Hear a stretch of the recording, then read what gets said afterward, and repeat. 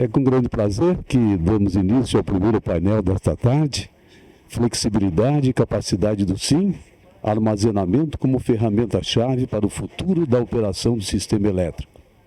O primeiro painelista que nós vamos chamar é engenheiro e especialista em armazenamento de energia. Ele atua como Senior Business Development Manager da E-Storage, divisão global da Canadian Solar, dedicada a projetos de Utility Scale de BESS. Com ampla vivência no setor, ele já liderou iniciativas estratégicas em armazenamento, geração solar e soluções integradas para o mercado brasileiro e latino-americano. A sua trajetória inclui modelagem de negócios, integração de sistemas e análises regulatórias, contribuindo diretamente para a transição energética e para o aumento da resiliência elétrica no país. Senhoras e senhores, o coordenador do Grupo de Trabalho de Armazenamento da Absolar, senhor Rafael Moura.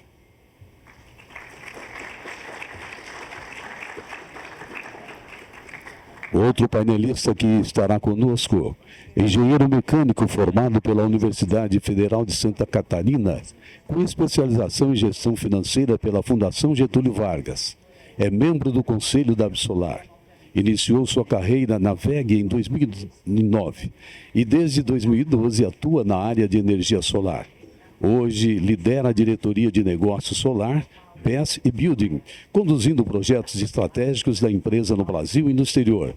Senhoras e senhores, o diretor da WEG, senhor Harry Schemelzer Neto.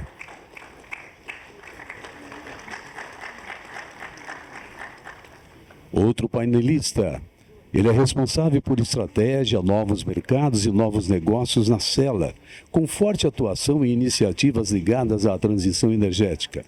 Sua experiência no setor abrange armazenamento de energia, comercialização no ACL e geração renovável. Atuou na Auren Energia, liderando planejamento estratégico e inovação. Na UCB, desenvolvendo negócios para a divisão de baterias de lítio. E na Powerhouse, como gerente de projetos em consultoria para energia e infraestrutura. Senhoras e senhores, o diretor de estratégia da Sela, senhor Vinícius Bernard. Ele é engenheiro eletricista formado pela Universidade Federal de Santa Catarina, possui mais de 9 anos de experiência dedicados ao armazenamento de energia. Atua como coordenador do time de BESS da Brasol, integrando tecnologia, estratégia e execução em projetos de alto impacto para o setor elétrico, em soluções que vão de quilowatt-hora ao gigawatt-hora, fortalecendo a transição energética no país. Senhoras e senhores, coordenador do time da BESS da Brasol, Vitor Goulart. Para fechar esse time de painelista, vamos chamar o convidado que tem doutorado em energia e é CTO da Huawei Digital Power Brasil, liderando o desenvolvimento técnico de aplicações de energia solar, BESS, data centers e carregadores para veículos elétricos. Antes da Huawei, ele atuou como pesquisador em institutos de renome, incluindo o Instituto de Energia e Ambiente da Universidade de São Paulo. Senhoras e senhores, o diretor de tecnologia da Huawei, senhor Roberto Valer.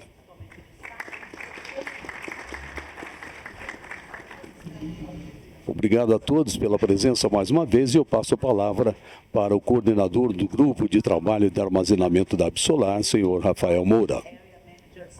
Da DNV, uma lidera o desenvolvimento de mercado da empresa por toda a América do Sul, tem segmento de eletricista. Me escutam bem? E a certificação e diligência técnica de segmento de energia solar, eólica, onshore e offshore, além de armazenamento, trazendo uma visão muito abrangente das tendências globais e também regionais em transição energética. A gente agradece a todos os convidados. Vamos seguir com esse importante debate e a palavra é do senhor. Boa tarde, queria agradecer aqui a AB Solar, a presença de todos também, pelo convite para moderar esse painel aqui, acho que tão importante, nesse momento tão importante que a gente passa aqui com armazenamento de energia e com pessoas aqui também tão importantes, aqui, colegas aqui do setor, para compor esse painel. Então, primeiro, agradeço a todos. Eu vou falar aqui um pouquinho hoje, então, sobre um pouco do armazenamento, as suas aplicações, o como que ele se integra, né, no sistema elétrico brasileiro, e também fazer uma abertura aqui para depois deixar aqui para os outros painelistas finalizarem com suas apresentações, tá? Então,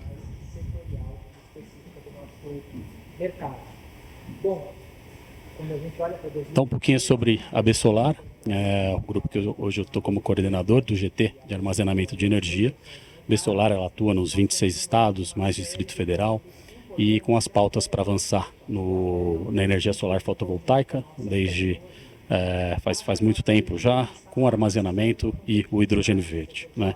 E o GT de armazenamento é o fórum técnico e regulatório para viabilizar aí os projetos e modelos de negócio de armazenamento, né? Então, a nossa atuação, né, com o armazenamento, ela vem desde da tomada de subsídios, estamos falando da ATS ANEEL número 11 de 2020, né? E depois fizemos contribuições desde dessa época, seguimos aqui também para a CP39, com a CP39 estamos até hoje, né, fazendo também nossas contribuições. Depois, em 2024, 2025, participamos de todas essas discussões do setor para regular. E agora tivemos, nesse ano, estamos falando aí da 15269, que foi o processo inteiro para a gente ter essa nova lei. E estamos também seguindo com nossas propostas para 15269, para regular, a gente ter finalmente uma regulação final, né? Mas acho que a notícia importante é que hoje o BES, ele é reconhecido como um agente do setor elétrico, né? Então, essa é importantíssimo, né, para o nosso setor, para tudo isso que a gente tem. E a gente, dentro da 15269, temos um ponto importante aqui que a gente fala do REID, né? Então, REID é um dos pontos importantes que conseguiu na 15269, a inserção do REID, possibilidade de exigência de produção, né, de conteúdo local para o benefício, e com os recursos limitados a 1 bilhão por exercício, com vigência até 2030. Tá? Então, o MME, né, será o responsável pelo acompanhamento, avaliação, e o Poder Executivo também poderá reduzir a alíquota de importação a zero. Então, isso tudo veio na 15269 e estamos trabalhando junto para definições finais depois dessa lei. Tá? Um pouquinho aqui do benefício do BES, né? Então, como que o BES ele entra no sistema de energia, né? Então, o BES, a gente sempre vem falando, canivete suíço, tem diversas atuações, né? Então, ele pode entrar desde a geração, transmissão, distribuição, no consumo, né? Então, estamos falando pode ajudar a reduzir o curtailment, garantia firme de energia, operação do sistema, né? Então, estamos falando de regulação de frequência, tensão, peak shaving, time shifting, arbitragem, postergação de investimento, né? Como um caso que eu vou trazer um pouquinho mais para frente, né? Então, se tem uma linha de transmissão que ela está sendo planejada, mas podemos instalar um BES, isso para postergar esse investimento, né? E, claro, também acho que vai ser um papo que a gente vai escutar aqui hoje, das micro-redes, onde a gente não tem rede, ou sistemas isolados, onde são atendidos por geração térmica. Então, onde a gente tem geração térmica, a gente pode diminuir esse consumo, né? E até, por exemplo, aplicações de agro e tudo mais, a gente pode, em vez de atender 100% com diesel, a gente coloca uma micro-rede e nisso vai diminuir bastante o consumo de geração térmica e tem uma geração renovável também ali atendendo. Então, pode fazer diversos atendimentos, é isso que a gente trouxe também até hoje para o Ministério, para o regulador, né? Então, realmente essa característica aí de flexibilidade, o canivete suíço que a gente tanto fala. Um pouquinho aqui da projeção, então, da capacidade acumulada. A gente vê ali na linha do meio, né, que é a linha do verde, é o Chile. Então o Chile hoje é o grande centro aqui da América Latina, é onde os projetos estão acontecendo. Eles tiveram o problema do curtailment mais cedo do que o nosso aqui no Brasil. E aí por isso que os projetos de armazenamento hoje estão numa crescente aí bem grande. Então o Chile ele se torna hoje o centro, né, os projetos já estão acontecendo. A empresa que eu represento, a Storage da Canadian Solar, ela tem 1,5 GB em construção lá no Chile. Então assim, hoje a gente se apoia muito no que está acontecendo lá para trazer um pouquinho aqui para o Brasil.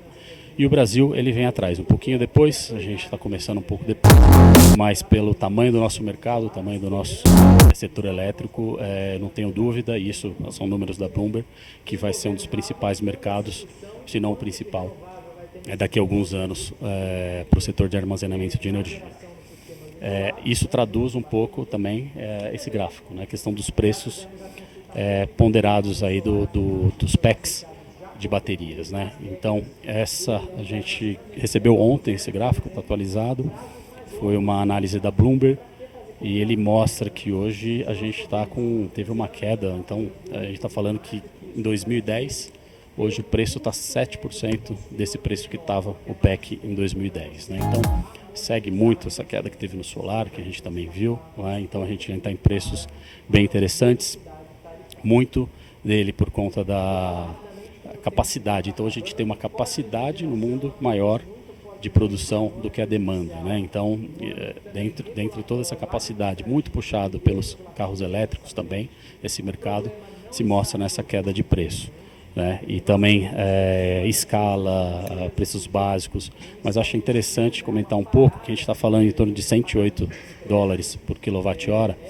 Esse preço não reflete o que é o nosso sistema estacionário que a gente está falando, que é para aplicação de energia, né? Porque ele pega uma média de todas as aplicações. Então a gente tem os packs de veiculares, a gente tem os packs do nosso armazenamento, a gente tem não só fabricante chinês aí dentro desse preço, a gente faz também uma média com os preços também globais, Estados Unidos, Europa, onde tem esse tipo de fabricação. E aí por isso que esse preço aí está em torno de 108. Mas quando a gente vai para aplicação estacionária, a gente já está falando em torno de $70 pelo quilowatt-hora, né? Então é uma bateria que ela tem um C-rate, né? Ela tem já mais baixo, então os preços dela também são menores do que uma aplicação, por exemplo, para carros elétricos, né? Então os preços que a gente vê desses 70, fabricação na China, ainda podemos encontrar mais baixo ainda. Então, tudo isso já mostra a viabilidade, né, desse tipo de projetos, né? Cada dia mais já está na hora de a gente colocar esses projetos aí no nosso setor elétrico, tá? Trouxemos aqui também, né, então, uma das ideias do projeto, ideia não, porque esse é um projeto já executado, que é o projeto da Easy Energia aqui. Então foi um projeto executado na subestação de registro. Ele é um projeto são 30 megawatts por 2 horas e ele foi um projeto feito com o problema que a gente tem no litoral aqui de São Paulo, das férias, o carnaval, quando aumenta demais a população naquela região. Então, tinha-se projetos de transmissão para ser executado, mas com diversos problemas aí de execução, problemas ambientais, para ser atuado naquela área. Então, esse projeto foi pensado justamente para ter essa postergação de investimento, ou esse não investimento, porque assim que essa população vai para lá, eu preciso de mais energia, mais potência na região. Quem prover essa energia é esse sistema de BESS de 30 megawatts. Então, é só um dos exemplos, foi um dos primeiros projetos, o maior projeto que a gente tem hoje, né, de grande escala, e um dos primeiros também, e que já mostra já a viabilidade de um projeto desse porte. Aqui um pouquinho, né, o crescimento do armazenamento aqui na IPE. Então, o que a gente vê? A IPE já começa a enxergar o armazenamento no plano decenal.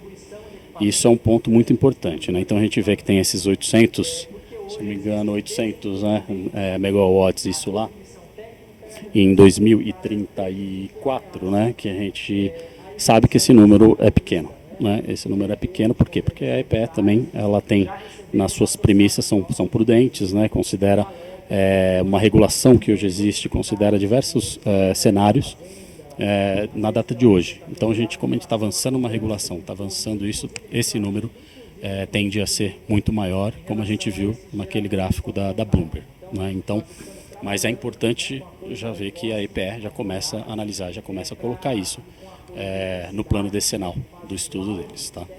Então, esses 800 aí, não tenho dúvida que vai ser muito maior esse número, começando já para o leilão do ano que vem, que estamos esperando com muita ansiedade, que acontecendo, a gente já vai ter, esperamos aí em torno de mais de 2 gigas aí em 2028 no sistema, 2 gigas de potência, 4 horas, então seriam mais de 8 gigawatt-horas no nosso sistema. Passo aqui então para finalizar, canal da Bsolar. Então temos o canal da Bsolar no WhatsApp. Então convido todos, tem aqui o QR Code para todo mundo se associar, conhecer um pouco das redes sociais. E também temos os nossos associados que vocês conseguem enxergar nesse link no www.edassociados. Apresentação, passo agora para os próximos painelistas. Muito obrigado.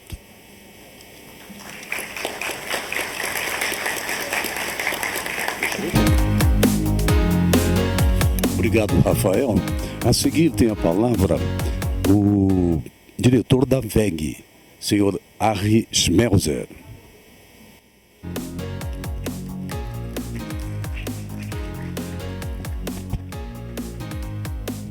Boa tarde a todos.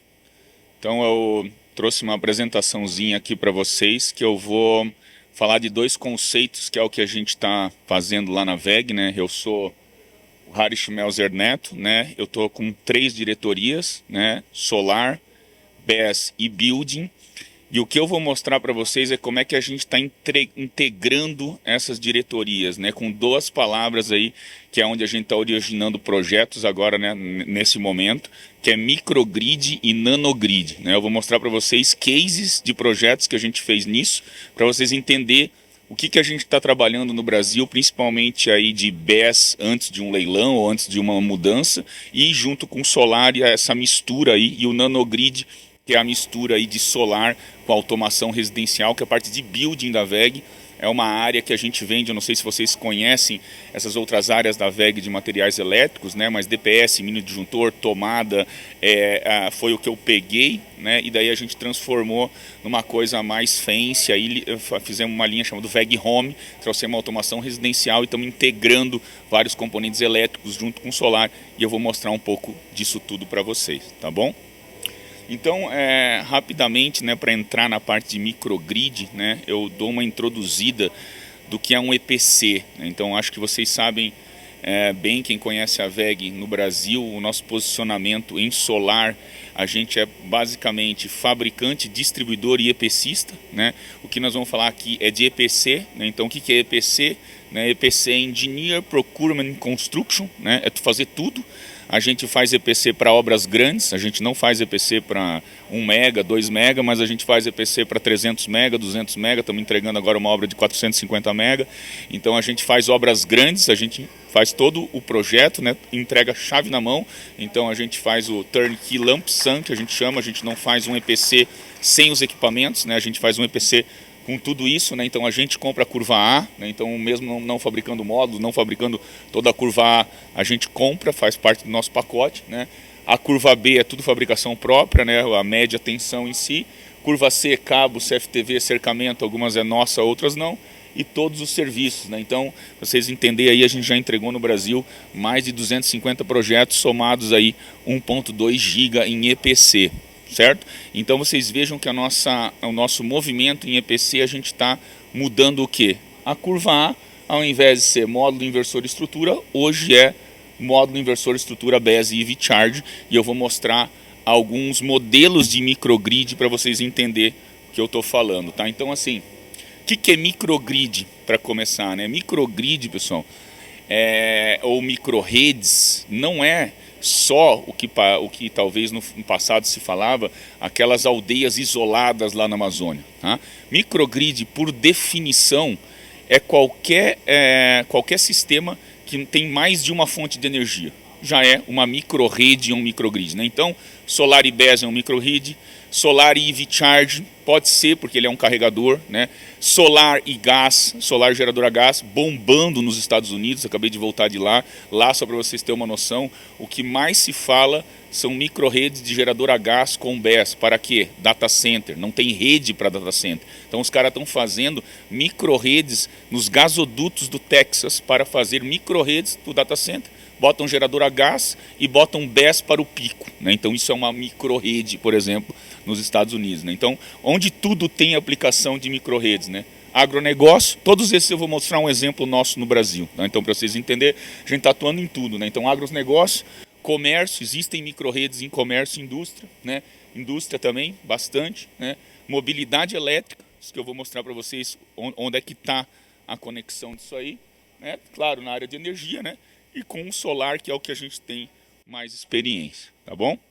Então, um primeiro projeto assim que é bem interessante, que a gente já está entregando alguns desses, e nesse caso é 4 mega, mas nesse caso a gente está fazendo o EPC pelo conhecimento, né? Então a gente já está fazendo alguns desses projetos. O que é um projeto desse, né? Isso aqui é um agronegócio, final de linha, pouca energia, ou em alguns momentos sem energia. O cara queria ampliar a produção, não tinha como levar mais energia, ele usava geradora diesel com força. Eram uns 30 geradores nesse lugar. Então o que a gente fez lá? Primeiramente a gente botou 4 mega de solar em paralelo com esse diesel, num lugar sem rede. O que acontece? Fica muito mais barato, né, a energia solar, o custo do diesel dele nesse lugar por transportar o diesel lá era em torno de 1.600 o kWh. Então a gente botando um solar em paralelo com o diesel, a economia que ele teve no OPEX do diesel se pagou em 2 anos. Tá? O que acontece daí? Tem os diesel ali, tem o solar. Existe um limite de botar solar no grupo diesel. Né? Para o diesel trabalhar na máxima eficiência e para ele não cair, por acaso cai um diesel e passa uma nuvem, para não ficar instável, a gente botou ali um BESS pequeno. É isso que é a relação que o pessoal tem que entender. Não é porque tu vai botar 4 mega de solar que tu precisa botar 4 mega de BESS numa situação dessa. O BESS, nesse caso, é só para não jogar energia solar fora e equalizar para o diesel se manter na melhor rendimento que ele tem. Né? Então, por acaso, algum meio-dia, muito sol, talvez já irrigou, não está precisando de muita energia, sol a pino. O diesel, se ele está abaixo a 20% da capacidade dele, ele pode cair. Então, o que a gente não quer?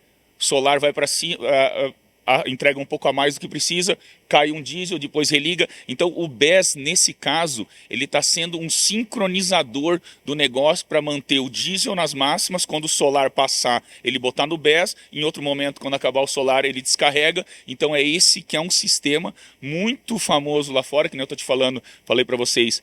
Nos Estados Unidos eles usam isso ao invés de com diesel, com gás, mas só se fala de microgrid de gerador a gás com solar e com BESS no Texas para data center. Né? Então a gente está pegando algo aqui, levando para o agronegócio, né? E realmente esse modelo com o BESS ficou um modelo bem acessível. Né? Então a gente está explorando bem esse agronegócio, numa combinação entre solar, BESS e diesel no caso. Né? Mas também existem combinações só de solar de diesel e BESS, ou solar e BESS. Né? Então a gente já fez também combinações de alguns geradores a diesel, que o cara queria economizar no diesel, a gente botou algum BESS junto ali e eles trabalham em sincronicidade. Né? Então isso aí é o microgrid, né, que a gente está trabalhando e estamos indo muito bem porque tem mercado aqui no Brasil. Né? Então aqui é um sistema aí off-grid, no caso, rural, com solar, BESS e gerador a diesel. Tá? Aqui um outro caso na indústria, né?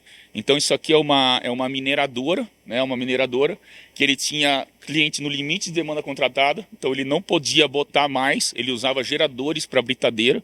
Então a gente chegou lá e ofereceu uma solução para eles, de aumentar a sua geração. Ele não tinha mais geração, então ele teria que botar solar, né? A demanda dele já estava no limite, e o solar com BESS justamente para poder operar a sua britadeira quando ele queria, né? Então isso aqui, pessoal, é realmente um caso que tem muito, né? Às vezes a gente não vê, às vezes o cara não aumenta a produção porque não tem demanda ou espera chegar, ou às vezes ele não quer botar outra opção. Nesse caso, o cara não quer botar o solar em GD3 ou em alguma coisa de rede. Tu pode completamente botar o solar e ficar o tal do BTM, Behind the Meter. Nesse caso, ele está totalmente atrás do medidor, não tem nada que a concessionária solar e BESS atrás do medidor, né? Então, nesse caso, ele está no Mercado Livre, né? Não é um caso de, por exemplo, GD, mas em GD, por acaso, se vocês quiserem aumentar alguma carga em algum momento, não quer pagar os tributos de GD3, alguma coisa do net metering, você também pode ampliar já com o BESS, tendo assim essa confiança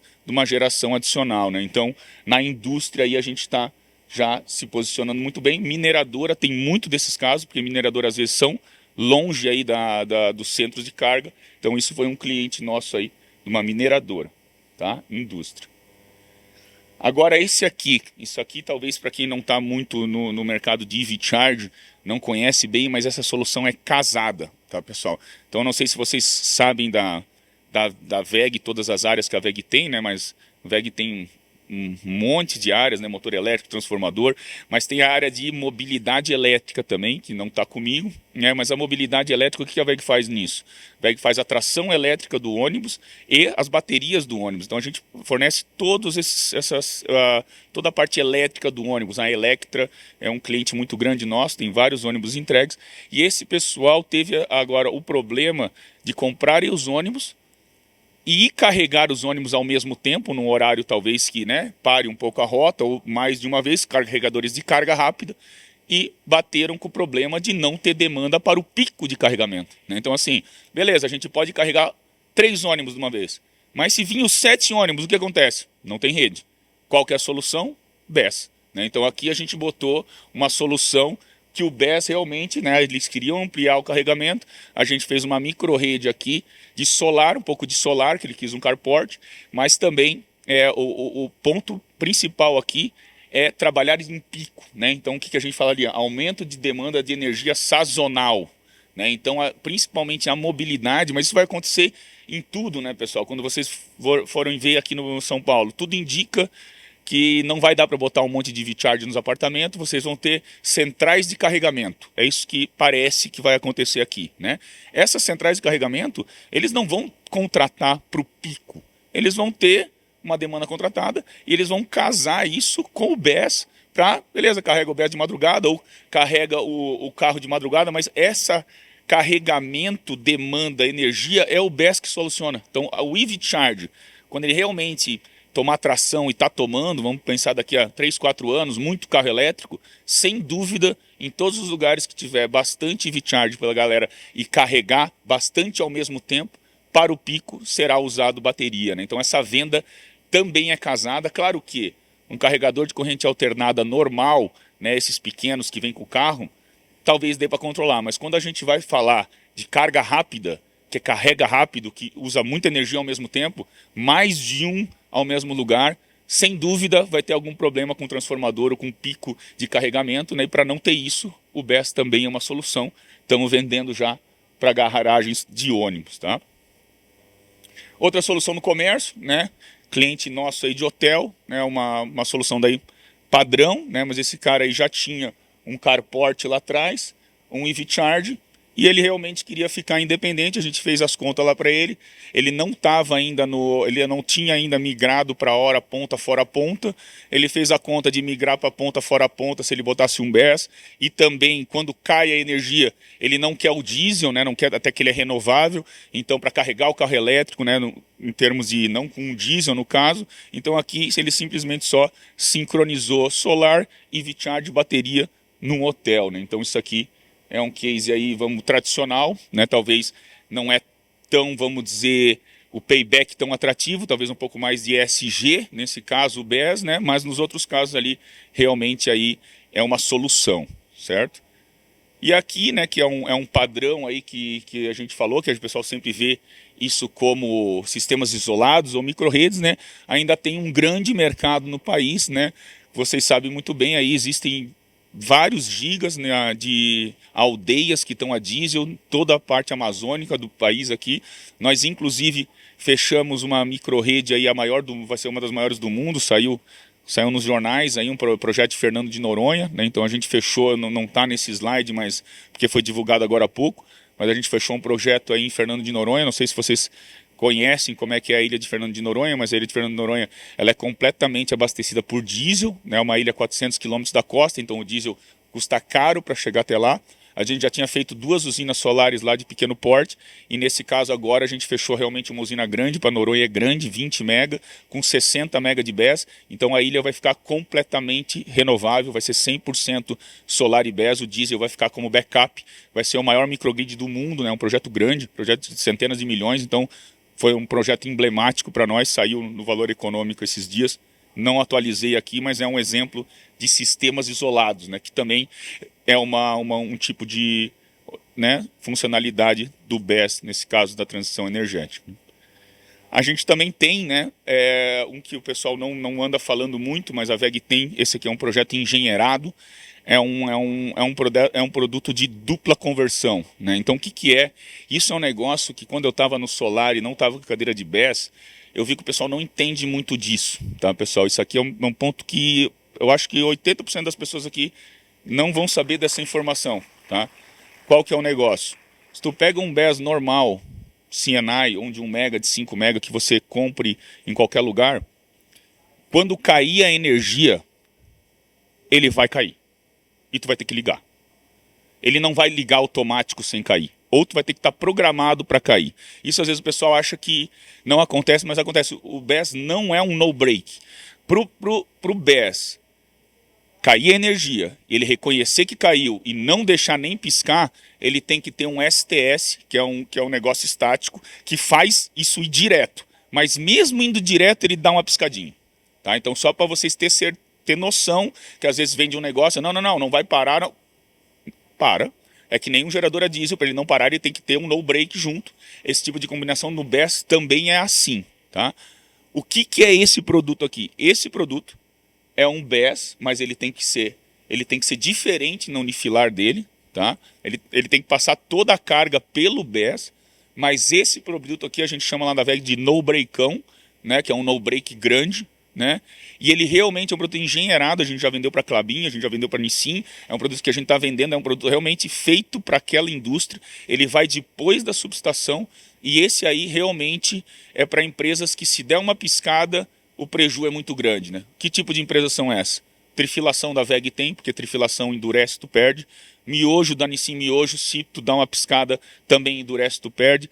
Coisa que tem robô sincronizado, que se der uma piscada eles perdem todo. Então, esse produto para a indústria, indústrias que tem muita perda, se der uma piscada na rede, ele também funciona, né? Isso é outra aplicação, né? Não estamos falando de aplicações agora mais de energia, isso aí é uma aplicação mais de eficiência operacional. O cara vai fazer a conta.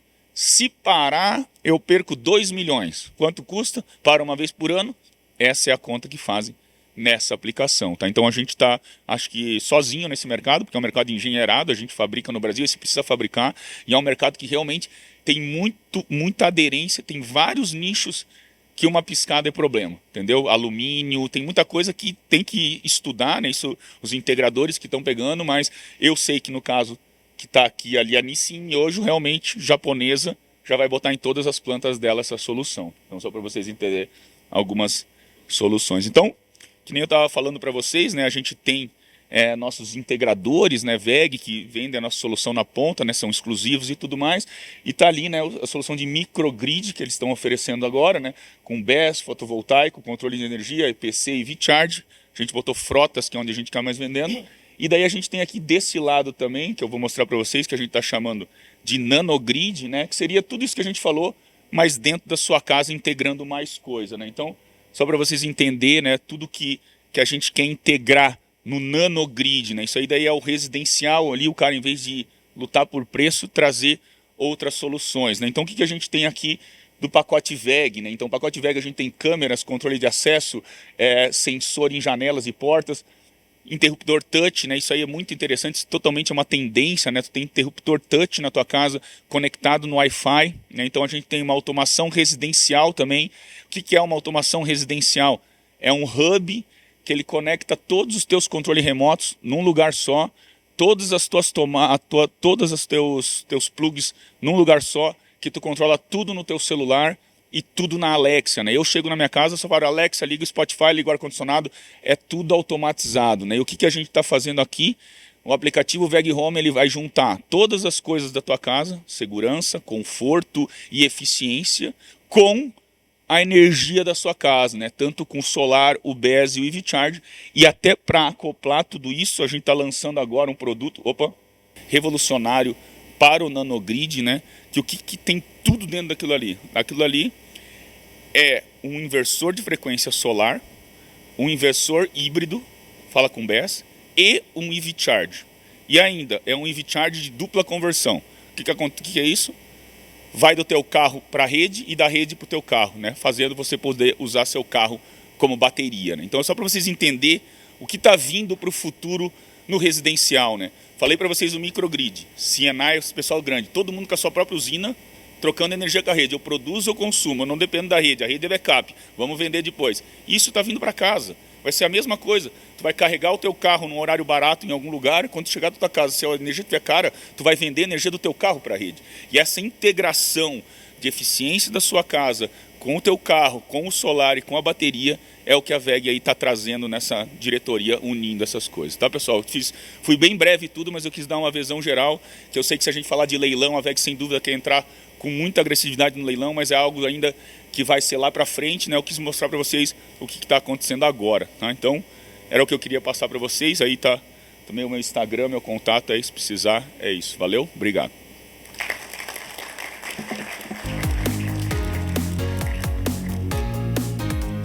Obrigado, Arre. A seguir, tem a palavra o diretor de estratégia da Cela, Vinícius Bernard.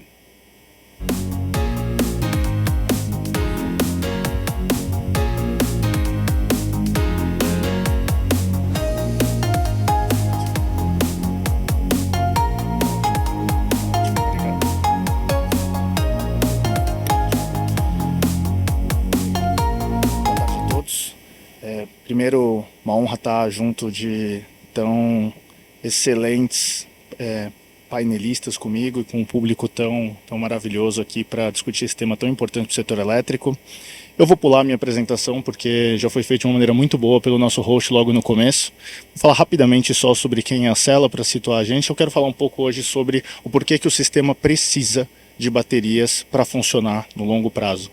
Então, muito rapidamente, nós da Cela somos uma uma consultoria estratégica e assessoria financeira focada em transição energética. Nós trabalhamos com estratégia, nós trabalhamos com análise de investimentos, nós trabalhamos com M&A, nós trabalhamos com soluções de energia para o cliente final. Então nós ajudamos grandes clientes, grandes consumidores de energia a reduzir sua conta de energia com uma gama imensa de soluções. E aqui está um pouco dos exemplos de clientes que a gente tem atendido aí ao longo dos nossos 12, quase 13 anos de história. Mas vamos falar um pouquinho sobre o que está acontecendo no nosso setor elétrico hoje. Então esse slide é um slide que eu gosto bastante, que eu tenho chamado de o caos elétrico. Acho que todo mundo que está acompanhando aí as notícias tem visto, não só hoje, né? Pessoal que não conseguia praticamente viver um dia bem caótico aqui em São Paulo, acho que todo mundo sofreu um pouco com os eventos climáticos, os ventos hoje, mas além disso, o nosso sistema... Obrigado. O nosso sistema tem passado por uma espécie de caos. E qual é ele? Então vou trazer aqui apenas alguns exemplos. A gente tem vivido cortes de geração, então o pessoal que está familiarizado com a geração centralizada, sobretudo a solar, o constraint off, o que tem sido chamado de curtailment, tem cada vez mais ameaçado retornos dos projetos que já foram instalados. Nós temos aí os alertas sendo emitidos pelo regulador de que vai faltar energia, a gente vai ter momentos de falta de energia no mesmo dia, enquanto jogamos energia fora ao longo do mesmo período. Nós temos aí um aumento significativo da complexidade do sistema pelo crescimento natural das fontes intermitentes no sistema, mas o que a gente tem visto assim é que todo esse desenho que está se fazendo vai chegar a gente ao seguinte absurdo: 11 estados já correm o risco de apagão por sobrecarga, por sobra de energia. Olha o estado em que a gente chegou no setor elétrico brasileiro. E qual que é o racional desse momento que nós chegamos, tá? Então aqui o que vocês estão vendo nesse gráfico é a curva de demanda de energia no Brasil, e embaixo dela, a integral, teoricamente, da curva, é o empilhamento de todas as fontes de geração geradas num dia típico hoje no Brasil. Então a gente tem ali em cinza a geração térmica, a gente tem ali, em um azul mais clarinho, a geração hidrelétrica, a gente tem a solar ali no meio, começando por volta das 5, 6 da manhã, terminando por volta das 17 horas, 18 horas da noite. Nós temos aí também a eólica, e no final a gente tem ali um nível de sobra de energia que acontece, que tem acontecido, inclusive dentro do último ano, de maneira muito mais forte. Tá? Então o que a gente observa quando a gente vê esse comportamento típico do sistema? Nós observamos que existe já consistentemente um grau de sobra muito elevado, sobretudo nos horários de produção solar. Pegando um exemplo aqui, um dia, o Dia dos Pais esse ano, 1h da tarde, praticamente toda a geração centralizada do Brasil, a geração controlada pelo ONS, despachado, normalmente direcionado ao mercado livre, um percentual do mercado regulado, foi cortada. Praticamente 99% de curtailment em função de não causar uma grande desregulação no grid naquele momento. O que nós observamos aqui, também nesse gráfico, é que os nossos cerca de 110, 112 gigawatts de fontes hidrelétricas, elas são ao longo do dia pressionadas a reduzir sua geração, chegando a uma geração mínima de 26 gigawatts por volta ali do meio-dia e fazendo um ramping extremamente agressivo até cerca de 65 gigawatts no final do dia. A gente está falando aqui de um ramping de quase 40 gigawatts para fazer frente à saída do sol no final do dia. Isso é um cenário de extremo estresse operativo para o sistema elétrico. Basicamente, você tem uma inércia desses sistemas, então você tem um mínimo de geração dessas hidrelétricas, você tem todo um contexto na qual isso coloca uma pressão sistêmica sobre o operador nacional do sistema muito grande para poder executar essa operação.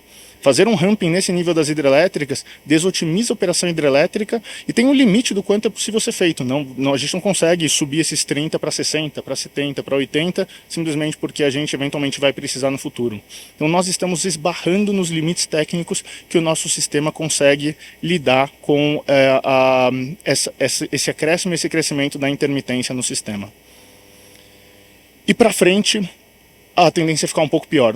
Então aqui eu trago dois gráficos aqui divulgados pelo ONS. O gráfico da esquerda, ele mostra o seguinte, ele mostra no final do dia, para nós atendermos essa demanda, essa saída do sol e essa falta de potência que o sistema precisa ter atendido no final do dia, nós já a partir de 2027 já teríamos falta de capacidade instalada para atender essa falta de potência. Então assim, o que vocês leem no gráfico da esquerda é o quanto vai faltar de megawatts para atender o intraday, que na prática significa apagão.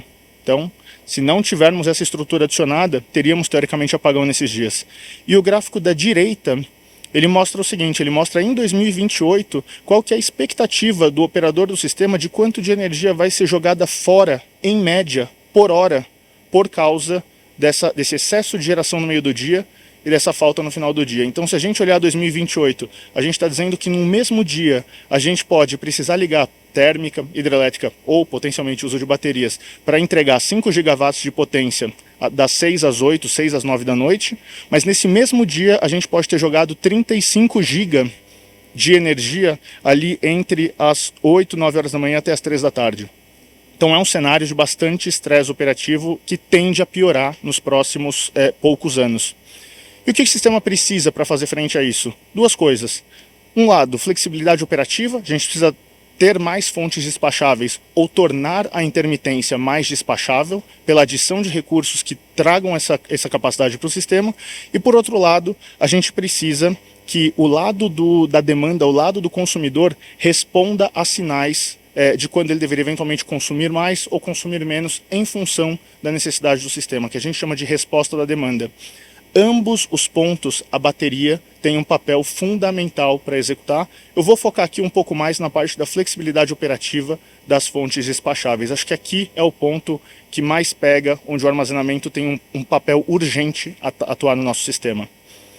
Então aqui eu trago um gráfico que mostra o seguinte, no eixo Y a gente fala ali sobre anos e prazo de implantação de projetos. E no eixo X a gente mostra ali o custo teórico, o custo médio ponderado de armazenamento dessas tecnologias. E o tamanho da bola é o quanto a gente tem dessas tecnologias teoricamente instaladas no mundo. Como já mencionamos, a gente vai ter um grande problema, teoricamente, daqui até 2028. Então, a gente tem pouco mais de 2 ou 3 anos para resolver esse problema. Então, se nós estamos falando que a gente quer, simultaneamente, os custos mais baratos de armazenamento, mas, ao mesmo tempo, nós temos 2 a 3 anos para resolver esse problema, o ponto de intersecção, hoje, que entrega essa capacidade, menor custo, mais rápido e maior maturidade, é realmente o armazenamento, são realmente as baterias de lítio. Então isso para mim é um grande indicativo de que nós teremos aí ao longo dos próximos 2, 3, 4 anos uma adição muito significativa de sistemas de armazenamento no grid, não só do ponto de vista regulado, então via leilões, mas também vai começar a fazer cada vez mais sentido fazer a adição desses sistemas no ambiente behind the meter para aproveitar cenários ou de incentivos por resposta da demanda ou por oscilação de preços de energia, entre outras coisas. E aqui a gente traz a visão de que o regulador está se mexendo. Então nós temos aí um movimento acontecendo muito relevante, que é o leilão de reservas de capacidade, está em consulta pública até agora, até recentemente, estão sendo tratadas as sugestões da consulta pública, devemos receber aí uma confirmação potencial do leilão acontecendo em abril, com alguns ajustes regulatórios potencialmente escapando para um pouco mais da frente, mas é um leilão que já chega de uma maneira muito robusta. Estamos falando da entrega real de potência ao longo de um período de 4 horas, super aderente com o que essas baterias têm condição de fazer, com previsibilidade na carga de 1 ciclo por dia. Temos aí um prazo contratual adequado, mas que pode ser estendido aí potencialmente para até 15 anos, que já seria adequado para essas baterias, e uma velocidade rápida de implantação, já entrando em operação aí até 2028. E principalmente com uma ótima mudança desde a primeira sinalização disso, que é o regulador trazendo uma metodologia agora que diz onde vale mais a pena se colocar esses sistemas. Então aqui, pessoal, temos um problema, sabemos do problema. Bateria é um grande protagonista na potencial solução ou mitigação desse problema e nós estamos dando os primeiros passos como sistema elétrico para resolver isso, mas o protagonismo mesmo vai vir quando a bateria começar a entrar não só no meio regulado, mas também cada vez mais fortemente, como o Harry exemplificou, como o pessoal aqui trouxe, em outras aplicações para trazer essa folga necessária para o sistema e otimizar o nosso uso cada vez maior de energia renovável. Acho que era isso, pessoal. Muito obrigado. Prazer aqui encontrá-los e passo a palavra para o nosso host.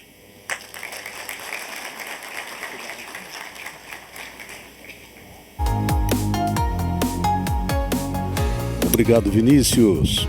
A seguir, vem aqui trazer também sua mensagem o coordenador do time da BES da Brasol, senhor Vitor Goulart.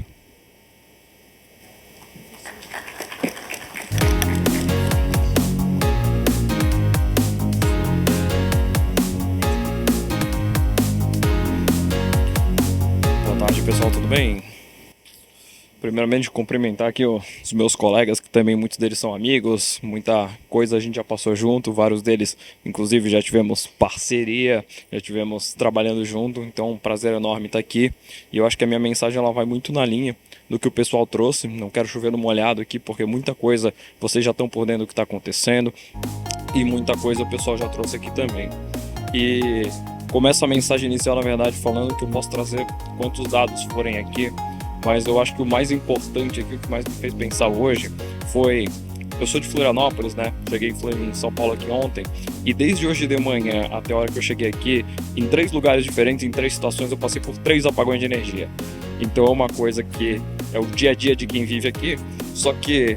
Primeiro, depois de ficar meio chateado com a situação, a primeira coisa que eu pensei foi que antigamente muita gente associava isso a gerador diesel e outras coisas. E hoje eu já vejo muitas pessoas olhando para isso como bateria, BESS, no break, UPS, todas essas palavras começam a vir e mostra que o tema de baterias, né, e a importância disso está aqui, da gente estar falando de baterias aqui num painel da Absolar, então é uma questão muito relevante e eu acho que é muito disso o interesse de vocês aqui.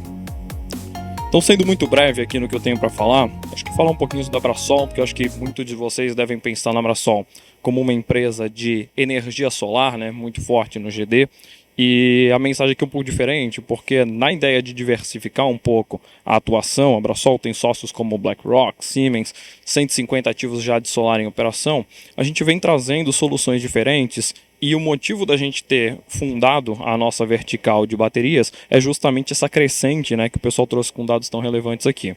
Então é muito importante a gente olhar para esse futuro da transição energética, né, como as baterias, e o interesse de vocês, eu imagino que seja muito nessa direção. Por que BES e por que agora, né? Acho que o começo da minha fala já trouxe um pouco disso, mas os dados mostram para a gente, além do que especialmente o Vinícius trouxe aqui, que a gente tem um sistema elétrico, se a gente olha para uma foto lá de 2014, muito na linha de fontes que eram muito despacháveis, né, hidrelétrica principalmente, e hoje a gente já tem uma situação com a penetração de renovável que ela é muito mais intensa em termos de não despachabilidade. Então a gente está muito mais à mercê das variáveis climáticas e tem muito menos controle sobre o que o sistema está pedindo, né, sobre o que as cargas estão pedindo e como a gente pode atender isso.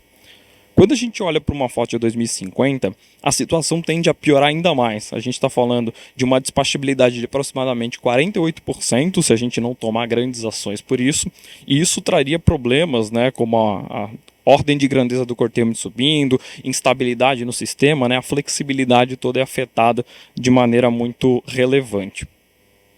O desafio do déficit de ponta é uma curva que todo mundo conhece, a curva do pato, e ela tem se acentuado ano a ano. Então, um exemplo que até vou repetir um pouco do que o Vinícius trouxe, né, da curva do Dia dos Pais, a gente vê muita geração sendo cortada por uma intensidade muito grande dessa diferença, né, esse desbalanço entre carga e geração, e é por isso que a gente vê, com essa queda do armazenamento, do preço do armazenamento de energia e a adoção mais progressiva dessas tecnologias, algumas iniciativas, como o que a gente tem lá na Califórnia, onde a curva do pato, quando a gente pega dados do passado olhando para a situação agora, ela tem reduzindo a sua intensidade à medida que as baterias estão tomando uma proporção maior no sistema. Então vocês conseguem ver, consigo apontar aqui, não está muito forte aqui a luzinha, mas em 2023 a gente tinha aqui embaixo, né, uma barriga aqui muito grande e uma ponta muito grande lá em cima, naquele azul mais claro.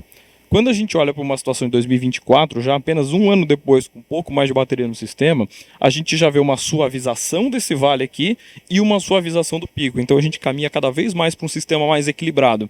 Então isso é um caso já real do que a gente vê funcionando fora do Brasil e é muito do que a gente quer trazer para cá.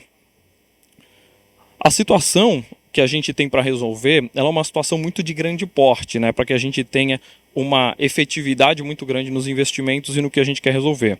Então, nesse contexto, a gente olha muito para a ideia do leilão de reserva de capacidade, que eu imagino que todos vocês já ouviram falar, é um assunto que está super na moda, e ele buscou inicialmente tentar acomodar algumas teses que iriam na direção dessa flexibilidade do sistema. Então, a primeira é a redução do déficit de ponta, né, aquela ideia do pico ali que a gente tem mais ao final do dia, a redução do curtailment, que é o vale que a gente tem no meio do dia, com o ápice da geração do fotovoltaico, e a precificação dessa flexibilidade ela é uma coisa muito delicada, porque isso está muito associado ao local que a gente vai instalar essas baterias, o como elas atuam não só em termos de energia, entrega de potência, mas também na ideia de controle de tensão, controle de frequência. O Roberto vai falar um pouquinho mais dessa ideia, dessa importância, né, de outros serviços que a bateria consegue trazer.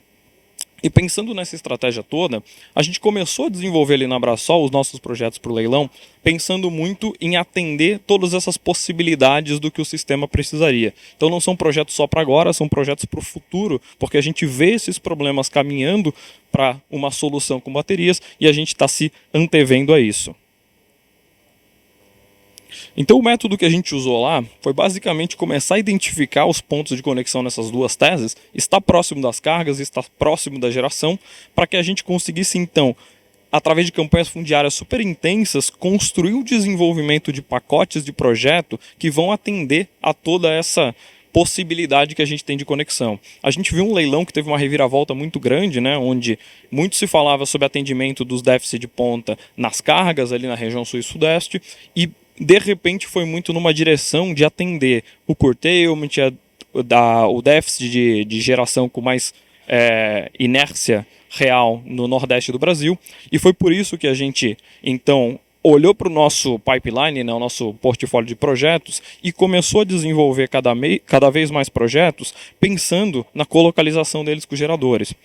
O gráfico que vocês veem aqui é o gráfico típico, né, ali no meio de uma usina fotovoltaica. Ela gera durante o dia, mas como vocês todos sabem, a gente precisa contratar uma infraestrutura elétrica, então estou falando de cabeamento, de subestação, de montante de uso do sistema de transmissão, para que a gente atenda a pior situação, que é o pico do solar que acontece ali por volta do horário do almoço.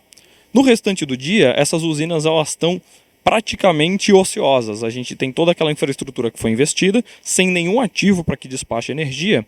Então a ideia que a gente traz aqui é a possibilidade da colocalização dessas baterias, e a gente está indo muito nessa direção de acoplar esses sistemas de baterias em magnitudes aproximadamente da mesma ordem dos sistemas fotovoltaicos, para que a gente aproveite toda aquela situação, toda aquela infraestrutura elétrica, e traga alguns benefícios super interessantes para os donos desses ativos que talvez não estejam tão preparados ainda para o leilão, ou talvez não tenham o capital para investir no sistema de bateria porque estão sofrendo muito com o curtailment.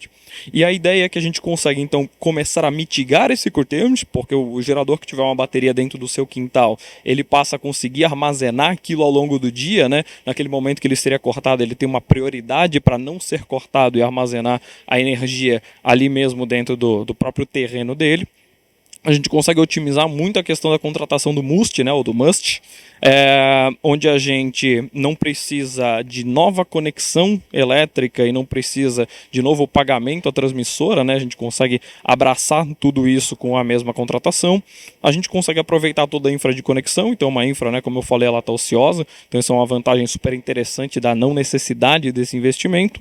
E a gente consegue diversas receitas adicionais com o BES, que por hora ainda não estão reguladas, mas a gente vê aí uma crescente, como o Vini trouxe agora, de construção de regulação que permita a gente cada vez mais explorar o potencial do canivete suíço que é a bateria. Hoje a gente construiu, né, os nossos projetos nesse mapa que vocês estão vendo, é um mapa que foi divulgado junto da documentação do leilão, e vocês veem naqueles pontos mais vermelhos ali, que estão principalmente no nordeste do Brasil, todo o déficit que existe para atendimento dessa energia, né, dessa flexibilidade e robustez elétrica do sistema. Então a gente, como eu falei, né, tinha teses no sul, no sudeste e mais para o nordeste, para olhar para essa diferença que a gente tem de aplicação e tudo mais, e o nosso portfólio foi todo construído, então pensando nisso, e hoje ele atende bem essa questão de estar próximo ao sinal locacional, justamente por a gente ter enxergado lá atrás esses dois possíveis problemas que teriam que ser resolvidos. A gente tem algumas sugestões breves aqui, né, que a gente colocou na consulta pública, talvez não cabe eu entrar nisso tudo, né, mas toda a ideia da gente fortalecer esse leilão, né, que ele vem vindo de uma maneira muito presente, é um leilão que a gente imagina que vai acontecer muito logo, mas a gente acha que tem ajustes que a gente pode fazer ainda para potencializar principalmente a aplicação do BES e a aplicação do BES junto com o fotovoltaico, que eu imagino que muitos de vocês têm essa necessidade, essa realidade. Então aproveito para deixar aqui o meu contato e principalmente me colocar à disposição de conversa com vocês, principalmente nessa ideia de colocalização dos ativos, de potenciais parcerias também para outros mercados, como comercial industrial, os BES de menor porte, que a gente acabou não falando, mas teve um pouco aqui na apresentação do Harry. Então é isso, pessoal, eu queria agradecer bastante vocês.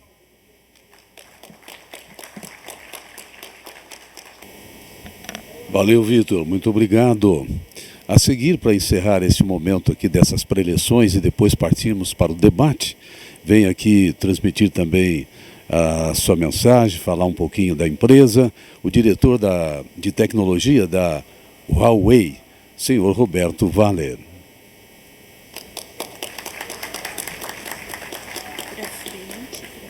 Boa tarde, pessoal.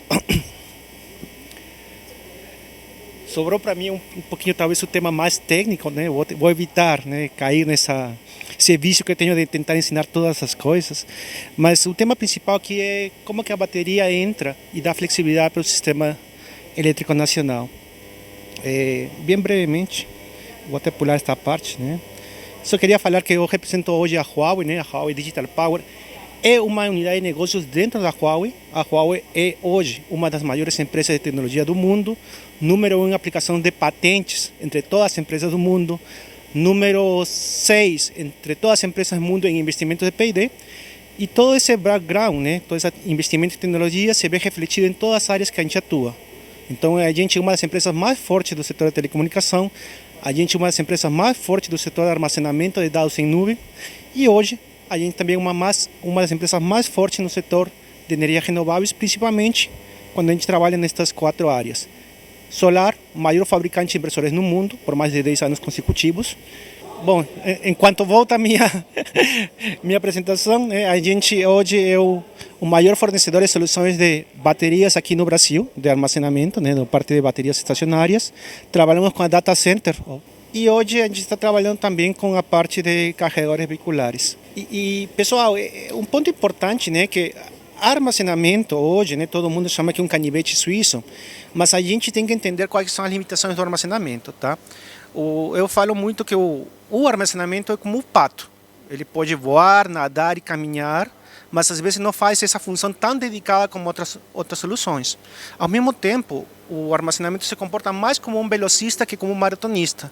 Então, aplicações entre 1 hora hoje até umas 4 horas, geralmente são muito mais viáveis que aplicações onde você vai trabalhar por 10, 15 ou 24 horas. Tá? É do ponto de vista financeiro, mais que técnico. Dá para atender, mas competitivamente outras tecnologias estão mudando. E assim como o Rafael falou no comecinho da apresentação, a grande diferença é que se vocês avaliam o que o BES consegue fazer hoje com viabilidade técnica e financeira, é muito diferente do que a gente conseguia fazer há uns 10 anos atrás, onde o preço era 80% mais caro que atualmente. Então, o cenário de agora com certeza vai mudar nos próximos anos. Outro ponto que é importante é que a forma como se trabalha aqui armazenamento no Brasil é muito diferente de outros países. Em outros países, onde que está a maior parte dos sistemas, em conjunto com a geração e com a transmissão. Por quê? Porque as baterias, o sistema de armazenamento, ajudam a resolver problemas sistêmicos, dando estabilidade à rede. E vou dar 3 exemplos, que eu estava na minha apresentação, mas vou comentar com vocês. O primeiro é, por exemplo, o caso do Chile. O curtailment no Chile se vê refletido através de um sinal tarifário. Então, não é que a ONS manda um comando, manda cortar a geração, sino simplesmente, durante o horário solar, região norte, onde está a maior quantidade dos sistemas fotovoltaicos instalados, o preço do PLD vai para 0, em outros países para valores negativos. Então, o incentivo para você não continuar injetando na rede é simplesmente penalizar você se você entrega essa energia, despacha essa energia. Então, é preferível armazenar energia nas baterias e despachar elas em um momento onde o sinal tarifário é mais propício. Então, é outro tipo de visão e é o motivo principal para o qual o Chile, hoje, dentro da América Latina, é o país com mais sistemas de armazenamento instalados. O segundo caso, na China. Se a gente pensa que a gente tem uma grande concentração e penetração de fontes intermitentes como a solar e eólica, eu juro para vocês que nada se compara com o que está instalado na China. Tá? Eu visitei em Xinhai, onde por muito tempo existiu a maior usina, agora existe, mas agora não é a maior usina fotovoltaica do mundo, e estava conectado dentro de algumas subestações que tinha energia nuclear, termoelétrica, energia heliotérmica, que é a solar, que gera vapor de água e aciona certos motores, eólica, e somente de eólica era mais de 10 gigas instalados nessa região. Então, esse problema de intermitência que a gente está vivenciando, principalmente na zona nordeste, qual foi a solução da China? Toda nova usina solar e eólica tinha que colocar uma quantidade de armazenamento, cujas proporções eram diferentes dependendo da região. Tá? Isso acabou no comecinho do ano, de não ter mais essa obrigação, mas foi a forma justamente que a China incentivou para colocar as baterias e resolver um problema próprio. Então, esse é um dos motivos pelo qual a China, hoje, é um dos países que mais instala baterias, fabrica e instala baterias ao redor do mundo, que justamente causaram esse tipo de soluções. E os Estados Unidos, Inglaterra, a própria Austrália, se trabalha muito baterias por causa dos serviços ancilares que podem dar. Obviamente, cada país tem necessidades diferentes. Em alguns países é regulação de frequência, em outros países a prioridade é a regulação de tensão, em outros países como a Alemanha, inclusive vai ter um leilão específico para baterias com outras fontes para fornecer inércia, porque hoje existe uma falta de inércia na rede. Então, voltando um pouquinho na minha apresentação, esse aqui é o cenário de vários projetos que a gente tem instalados ao redor do mundo, e a grande diferença do que a gente viu, do que é a realidade de outros países, é que o Brasil, o contexto regulatório é diferente.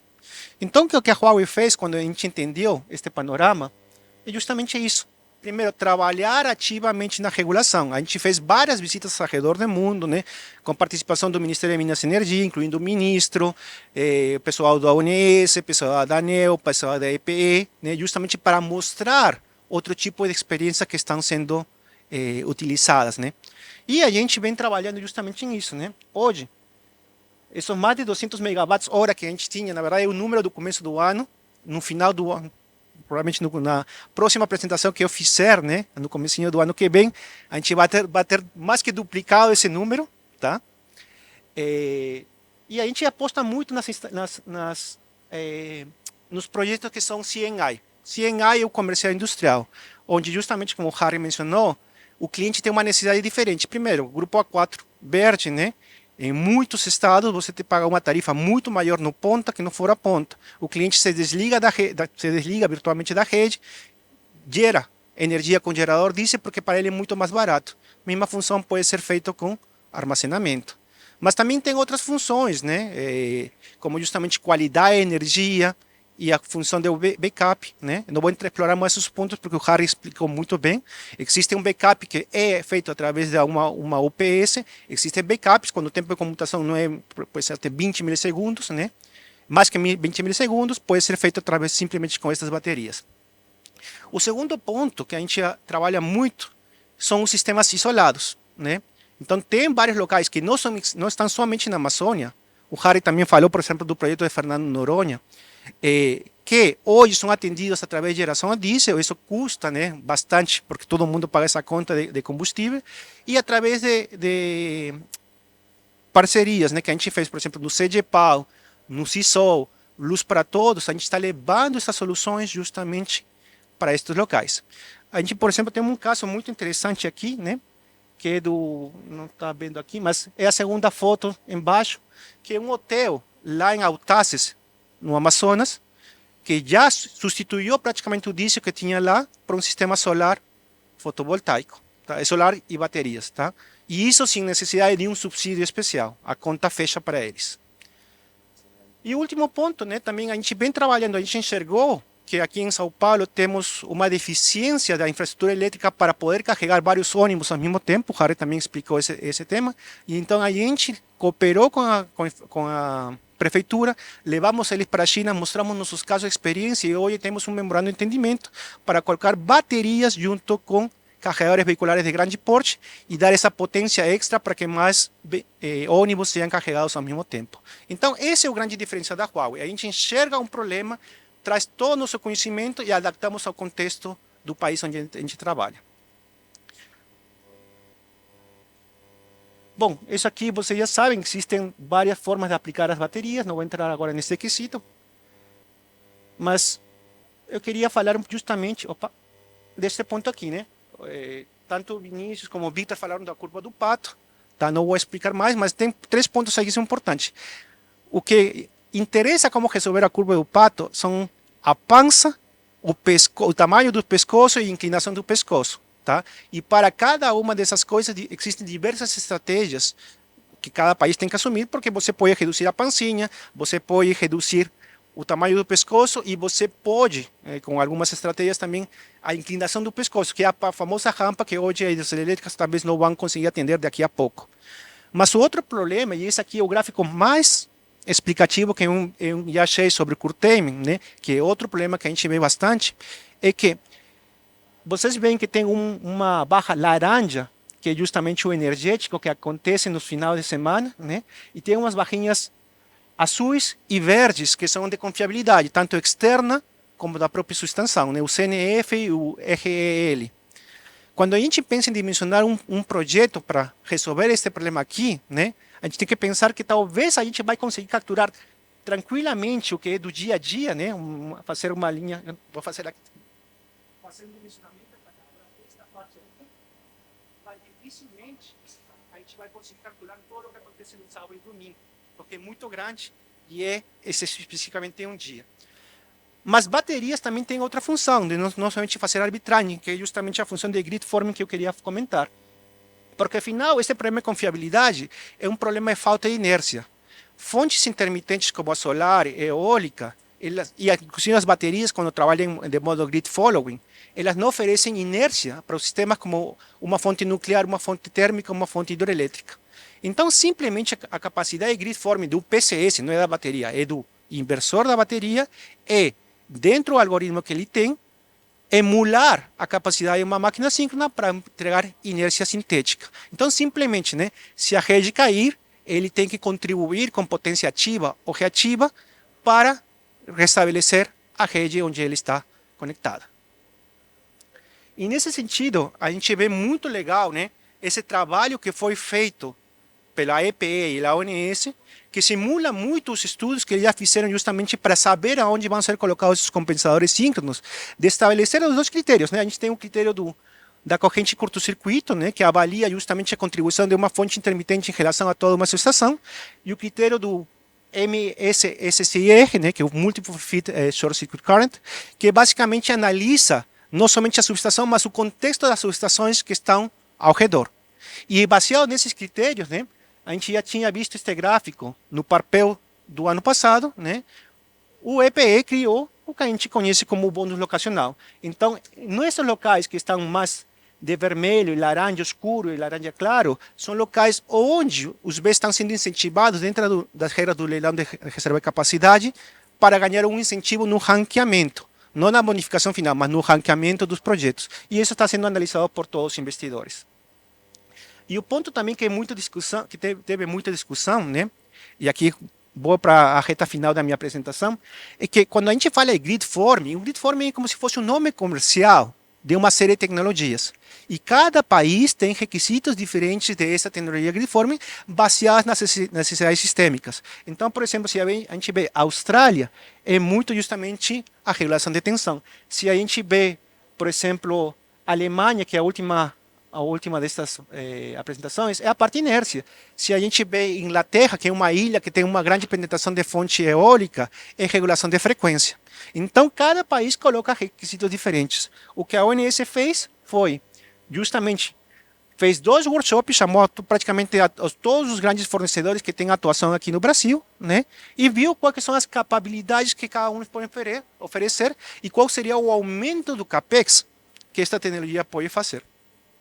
Então, finalmente, né, ela publicou dentro dos documentos anexos à portaria, a nota técnica 111, onde, no meu parecer, ela fez mais ou menos um equilíbrio entre todas as contribuições do ponto de vista técnico para colocar o grid forming sem que isso tenha uma repercussão forte no investimento econômico do sistema. Então, por exemplo, hoje a Huawei consegue atender todos estes requisitos, sem o que a gente fala é sobredimensionar nossos PCS, que seria colocar mais PCS somente para entregar essa potência extra, que é pedido justamente no tema da sobrecorrente ou sobrepotência. Então, aí a gente enxerga muito positivamente, né, que tecnologia grid forming em todo o país, isso vai agregar muito, porque quando a gente enxerga, por exemplo, o que já aconteceu em outros países, né, inclusive em outros locais, que talvez hoje alguns locais não tenham uma falta significativa de corrente curto-circuito, mas no futuro, com a expansão das fontes intermitentes, né, eu dou sempre o exemplo de Goiás, do estado de Goiás, que por muitos anos, né, ninguém olhava para instalar sistemas lá, porque tinha locais muito atrativos no Nordeste ou no Norte de Minas Gerais, mas hoje é um polo de instalação de sistemas fotovoltaicos, igual, por exemplo, Mato Grosso.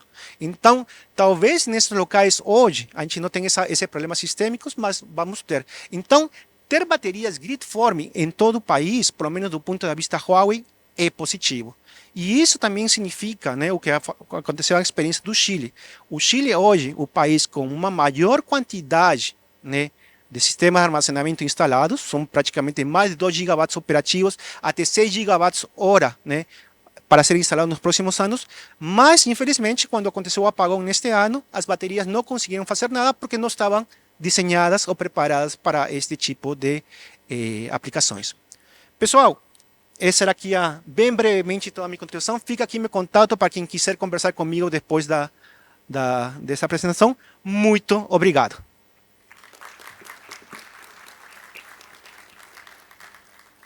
Graças, Roberto. Teve um bom jogo de cintura, na verdade, ficou sem a projeção aqui, mas continuou. Evidentemente, ele, afinal de contas, ele é o diretor, então não tinha como não saber o que falar, mesmo sem o PowerPoint. Bem, nós vamos agora para o debate, e então vai ter a direção dos nossos trabalhos novamente, o Rafael Moura. Então, vamos lá, pessoal. Bom, primeiro, parabéns para todos pelas apresentações.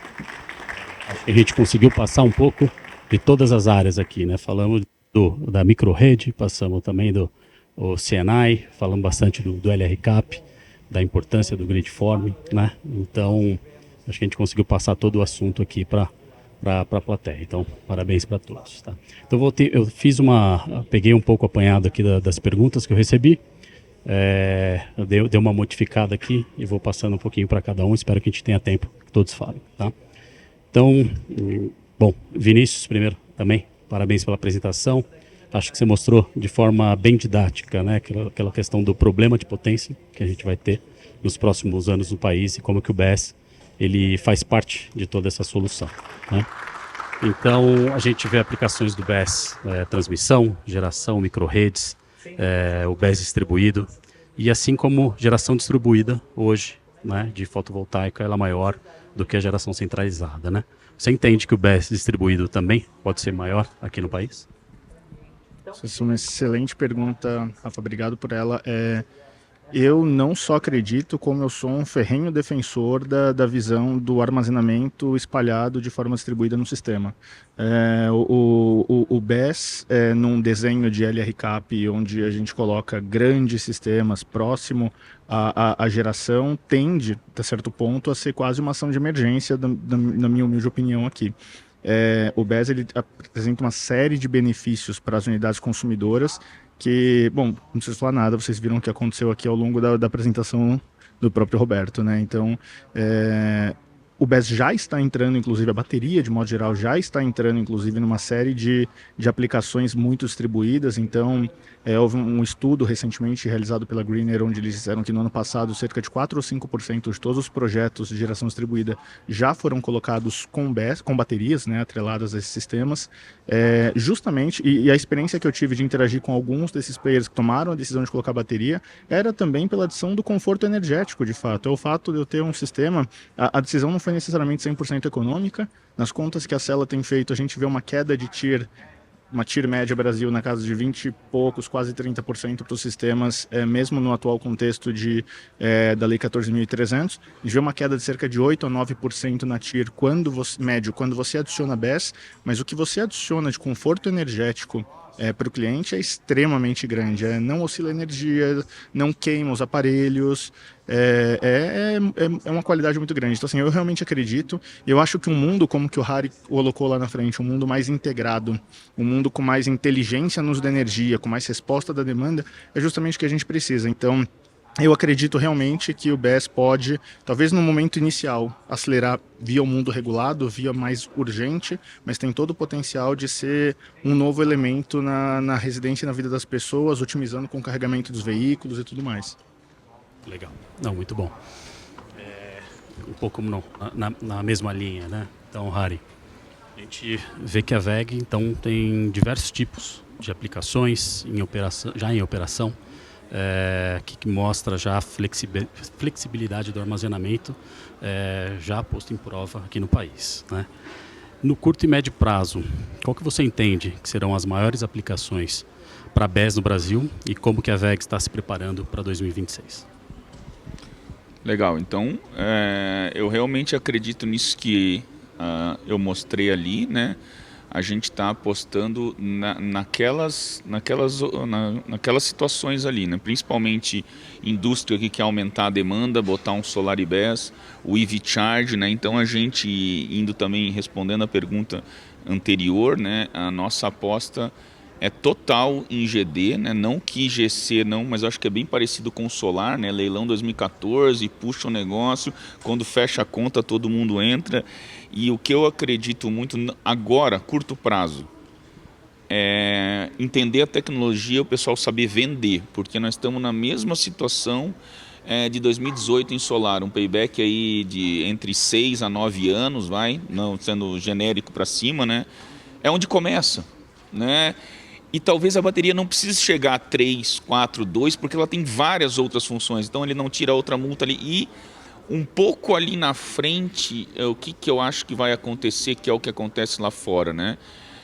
Todo mundo vai ser microgrid e nanogrid e todo mundo vai ser consumidor e gerador pelas VPP, Virtual Power Plants, né? Então tu vai simplesmente o teu excedente de energia, em vez de ser um net metering, tu vai botar numa plataforma de uma comercializadora que vai vender a tua energia na melhor hora com o teu carro, tudo isso integrado em tudo em blockchain, em nuvem, trocando energia em vários micro e nanogrids. É o que eu acredito e a gente está criando isso.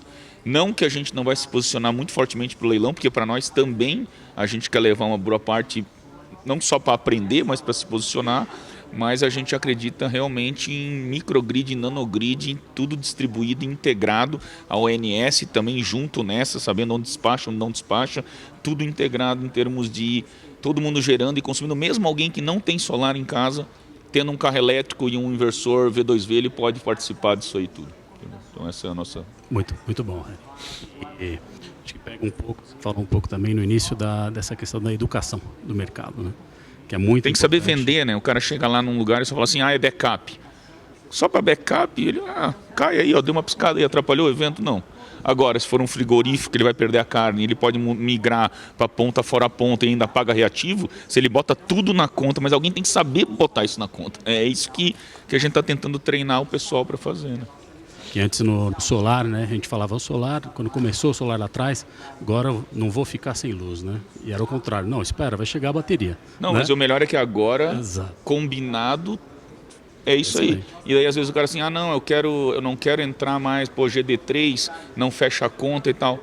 Mas será que tu não pode botar o solar no lugar lá, mesmo conectado à rede em net metering, não botar na rede, mas adicionar um backup e ficar dentro do teu contorno ali no excedente, talvez caminhe mais para fazer agora energia solar mais abaixo da curva de carga, não com tanto excedente, mas um excedente que a bateria pegue, entendeu? Eu realmente acredito eu acho que no futuro o logo vai ser disconnect, entendeu? Sai da rede e fica, entendeu? Mas não vai desconectar, porque tu pode vender para a rede sendo backup, eu acho que faz parte, mas não, eu acho que realmente todo mundo vai ter o seu próprio... vai participar da VPP gerando e consumindo em outras horas. Guari, muito boa visão. E um pouco nessa questão da educação, segurança, a pergunta que eu faço para o Roberto. A gente já conversou bastante sobre esse ponto aí de qualidade, segurança também dos equipamentos, de armazenamento. Queria que você falasse um pouco aí sobre a importância de utilizar um equipamento, né, e engenharia de qualidade para os projetos de BESS. Perfeito. Acho que o Harry falou um ponto principal, que talvez hoje um dos gargalos que a gente tem aqui, né? Todo mundo fala do tributário, mas gargalos para implementação de baterias são bons profissionais que saibam adequadamente dimensionar, instalar e operar esses sistemas. Porque não é a mesma coisa, né, fazer uma regulação de tensão, uma coisa que é simples, tá? Entregar potência reativa. Quando a unidade para resolver um problema da unidade consumidora, que é toda uma subestação, pequena subestação onde você está conectando. Totalmente diferente, custo totalmente diferente, dimensionamento totalmente diferente. Não é a mesma coisa, né, fazer uma comutação, né, entre off-grid, do modo BCG e PQ, na baixa tensão que na média tensão. Então, esse tipo de ideias, todo mundo tem que começar a estudar. Agora, uma coisa que talvez a gente está adiando a discussão é o tema segurança. Porque assim como foi discutido hoje, é um consenso de todo mundo que o Rapid Shutdown, a proteção contra arcos elétricos são necessárias para os sistemas solares, principalmente os que são residenciais. A gente tem que começar a decidir qual é a norma de segurança que a gente vai adoptar, né? Assim como a gente tem a NRBR 16690, a gente vai seguir o caminho da NFPA 855, o caminho da IEC 62933, traço 3, porque são normas que traem dimensões, diretrizes totalmente diferentes. Algumas são comuns, espaçamentos, necessidade de um sistema de água para fazer um sprinkle, mas são coisas que a gente tem que trabalhar. Da mesma maneira, hoje, todo grande fornecedor atende uma norma que é a UL 9540A. O que significa essa norma? É a norma que, se você causar uma avalanche térmica, aquele thermal runaway, existem medidas justamente para mitigar. E no caso extremo, que um container desses pegue fogo, né, porque todas essas proteções redundantes falharam ao mesmo tempo, esse fogo não pode se espalhar ao redor dos containers.